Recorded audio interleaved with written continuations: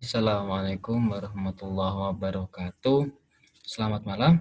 Oke, tadi kita sudah belajar ya tentang momen inersia. Yang biasanya kalau bendanya berupa partikel itu I-nya sama dengan mr kuadrat. Atau secara umum I itu tadi sudah saya bilang ya, I itu sama dengan integral r kuadrat dm. Gini ya. Tadi kan momen inersia itu merupakan sebenarnya sebuah besaran yang dimiliki sebuah benda yang bergerak berputar ya, bergerak rotasi. Jadi setiap benda yang bergerak berotasi bermassa dan otomatis dia akan memiliki momen inersia gitu ya. Pada kesempatan yang saat ini kita akan belajar tentang momen gaya. Apa itu momen gaya gitu ya. Kita semua tahu benda yang diam akan bergerak hanya jika ada benda tersebut bekerja gaya. Maksudnya apa sih? Benda yang diam itu tidak akan tiba-tiba bergerak ketika tidak ada gaya yang bekerja padanya. Entah itu ditarik maupun didorong gitu kan ya. Terus benda yang sedang bergerak akan mengalami perubahan kecepatan, entah itu dipercepat atau diperlambat ketika pada benda tersebut juga dikenai sebuah gaya. Kalau dia melambat berarti dia diperlambat, kalau dia semakin cepat maka dia dipercepat gitu kan ya. Entah itu gaya gesek maupun gaya dorong. Lah, itu sebenarnya merupakan ungkapan dari hukum 2 Newton. Oke. Terus hal yang sama juga ketika ada sebuah benda yang diam, tiba-tiba dia berotasi. Maka ada sebuah besaran yang bekerja pada benda tersebut. Nah, besaran tersebut namanya momen gaya. Jadi kalau gaya tadi itu fokusnya untuk benda-benda yang bergerak translasi atau secara umum lah ya. Kalau benda yang bergerak berputar itu namanya momen gaya. Istilah lainnya namanya torka atau torsi. Ya, benda yang sedang berotasi akan mengalami perubahan kecepatan sudut karena berputar ya, berotasi kecepatan namanya kecepatan sudut. Jika pada benda tersebut juga mengalami yang namanya momen gaya. Artinya kalau kita membahas gerak translasi itu biasanya ada sebuah gaya yang bekerja. Kalau dalam benda yang berotasi berarti ada momen gaya. Seperti itu ya, identik memang gaya dan momen gaya. Karena identik berdasar pada hukum 2 Newton, nanti ada rumus-rumus yang kita bahas. Jadi sebenarnya apa itu momen gaya? Coba kalian nanti simpulkan sendiri ya. Oke. Oke. Terus sebenarnya seperti apa sih momen gaya itu kalau benda-benda misalkan seperti ini aja. Misalkan kita punya sebuah skrup lah ya. Misalkan kita punya sebuah skrup. Ada skrup. Gini ya. Terus saya punya apa namanya? Ini apa biasanya ya? Apa? Kunci Inggris lah ya kita ngomongnya itu ya biasanya ya. Misalkan saya berikan sebuah gaya, arahnya ke bawah sini. Apa yang terjadi? Ini skrupnya ya, porosnya berarti di sekitaran sini ya. Di sini ada poros ya. Di sini ada poros. Apa yang terjadi ketika kita tarik? Jelas, oh dia bergerak pasti muter ke arah sini kan. Muter. Terus apa yang terjadi kalau saya tarik ke bawah juga tapi sebelah sini dengan gaya F misalkan, dengan gaya F. Ya sama bergerak tapi jadi lebih berat gitu kan ya. Terus apa yang terjadi kalau saya tarik ke arah sini dengan gaya F juga, dengan gaya F misalkan ya. Gaya F sebentar. Sama bergerak berputar tapi arahnya berlawanan gitu kan ya. Terus kalau misalkan saya nariknya di sebelah sini bagaimana?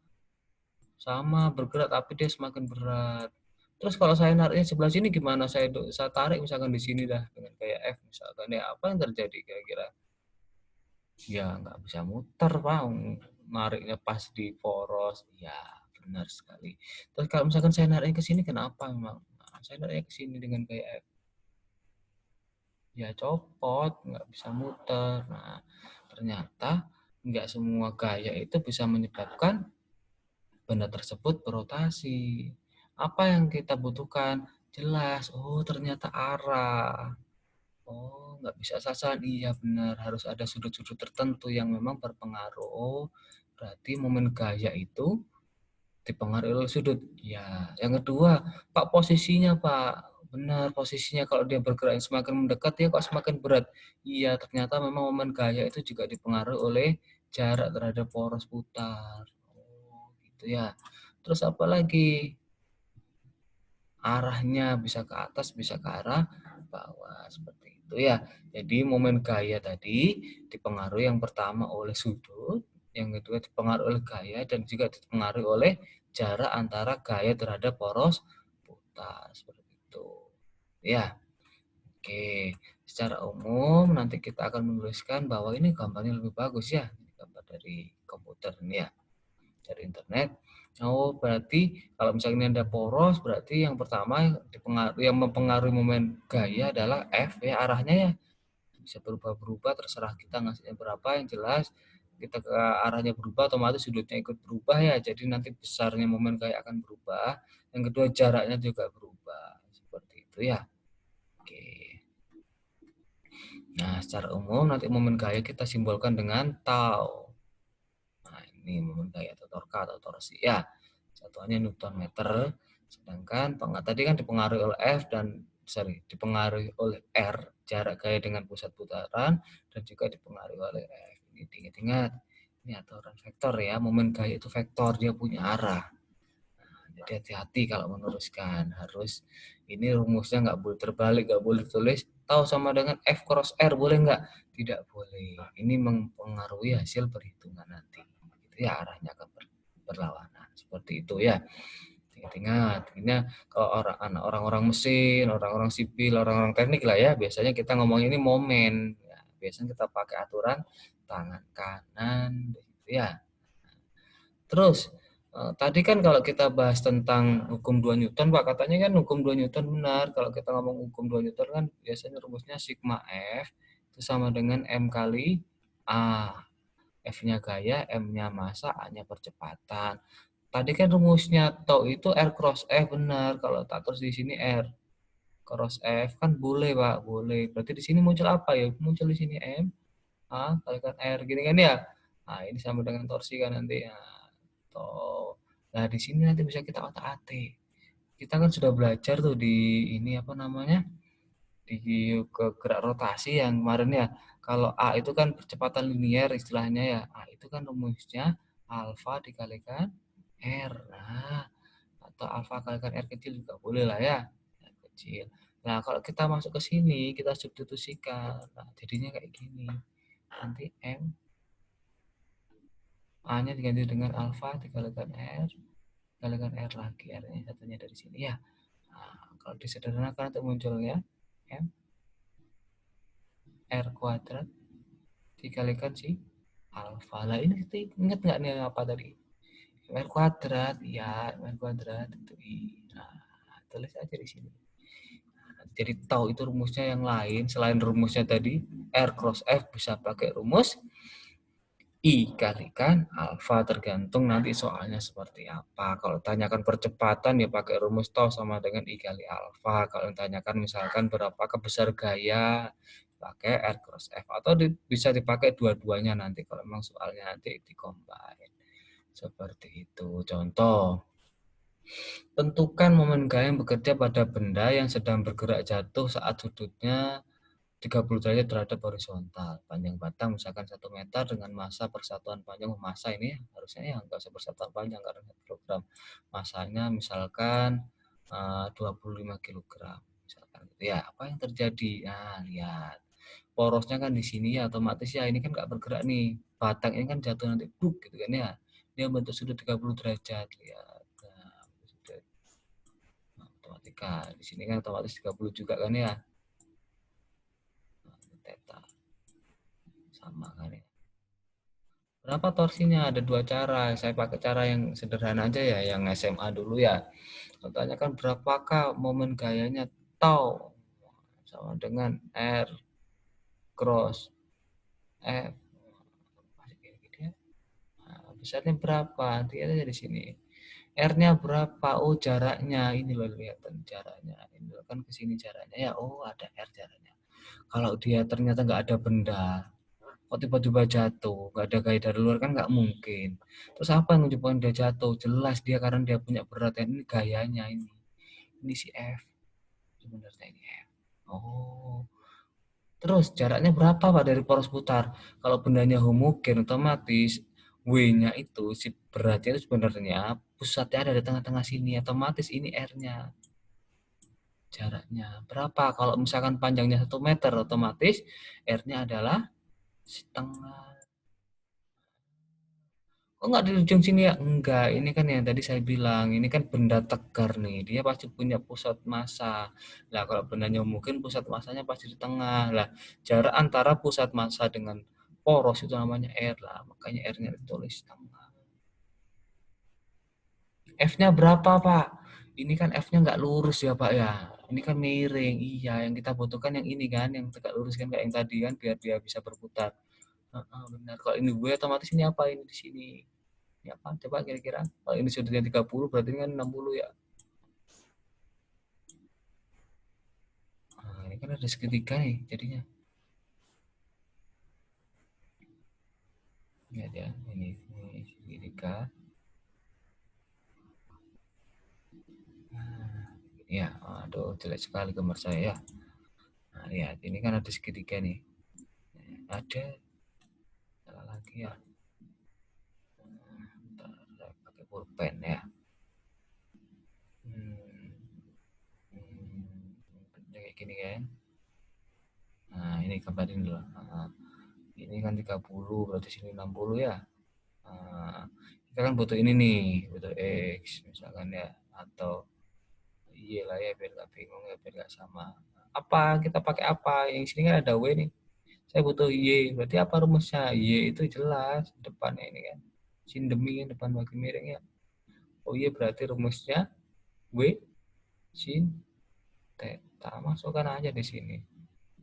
Misalnya kalau tanyakan besar berarti kasih kurungan ya biar nggak lepas ya. Oh berarti ini tadi W sin tetanya berapa? Tetanya 60. Ya, sudut ini yang kita pakai ya. Sama dengan setengah, W-nya tinggal masukkan berapa, ganti dengan M kali G ya. Si 60 nanti setengah, akar 3. Berapa hasilnya? Silakan dihitung. Pak, soalnya itu biasanya katrol, Pak. Katrol, ya katrol. Misalkan ada katrol. Saya gambar aja ya. Katrol nih. Jari-jarinya R. Ditarik dengan gaya tertentu, Pak. Dia berotasi, gayanya F. Berapakah momen gaya yang dihasilkan? Nah, lihat, kalau ditarik F otomatis kan katrolnya gerak nih ke arah sini ya. Momen gayanya berapa? Ya gampang, ya R cross F. Nah,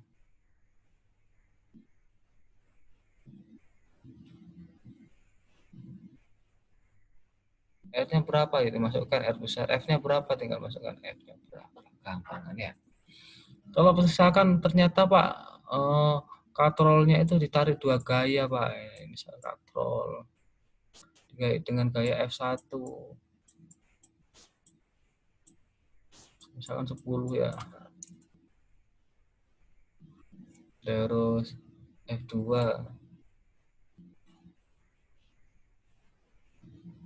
misalkan 4 ini ya. Terus jari-jarinya misalkan 2 meter. Berapakah torsi yang dihasilkan? Lihat ya.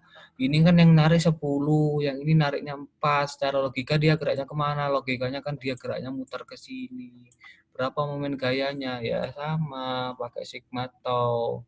Sama dengan I kali alfa ya.